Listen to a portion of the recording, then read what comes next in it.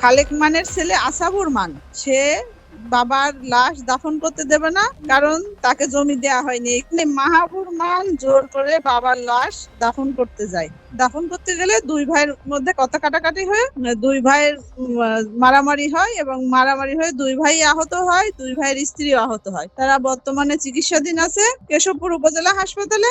আর যিনি মারা গেছে তার লাশ শরীয়ত মোতাবেক দাফন করা হয়েছে।